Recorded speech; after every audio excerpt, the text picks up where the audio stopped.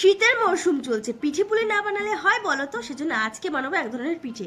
এখানে আমি নারকোল, পাটালি গুড়, কাজু এবং দিয়েছি এলাচ দিয়ে একটা পুর তৈরি করে নিয়েছি। এদিকে আমি জলের মধ্যে একটু সামান্য লবণ দিয়ে তাতে অল্প অল্প চালের গুঁড়ো দিয়ে এরকম শক্ত করে একটা ডো তৈরি করে নেবো। এটাকে ভালো করে গরম করে আমি মেখে নেবো। যদি ডোটা নরম নরম লাগে তাহলে চালের গুঁড়ো দিয়ে মেখে নিতে পারো। এখানে দেখো রেডি হয়ে গেছে সবকিছু। অলরেডি আমি কয়েকটা পিঠে বানিয়ে ফেলেছি। প্রথমে চালের গুঁড়ো নিয়ে এভাবে গোল করে এর মধ্যে নারকেলের পুরটা দিয়ে গোল করে নেবো। বাসমতি চাল আমি ভিজিয়ে রেখেছিলাম আধ ঘন্টা আগে, সেই চালে ভালো করে কোট করে নেবো, ব্যাস। আচ্ছা বলো তো এই পিঠের নাম কি দেওয়া যায়?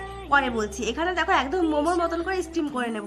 10 মিনিট পরে ঢাকনা খুলে ওপর দিয়ে একটু নলেন গুড় দিয়ে দেবো। শীতের মরশুম নলেন গুড় না দিলে চলে বলো? তাহলে চলে এর নামকরণ করা যাক। আমি এর নাম দিয়েছি নলেন গুড়ের কদম পুলি পিঠে। তোমাদের কেমন লাগলো ভিডিওটি জানিও। আর এই গুড় আমি বাড়ি থেকে বয়ে নিয়ে এসেছি। জম্মু কাশ্মীরে কোথায় বা পাবো এই গুড় বলো তো? পিঠে পুলি বানাবো দেখে বাড়ি থেকে নিয়ে এসেছি। চলো তাহলে খেয়ে দেখি। খেতে তো বেশ ভালোই ছিল। তাহলে চলো আমি খাই, তোমরা চ্যানেলটি সাবস্ক্রাইব করো। টাটা।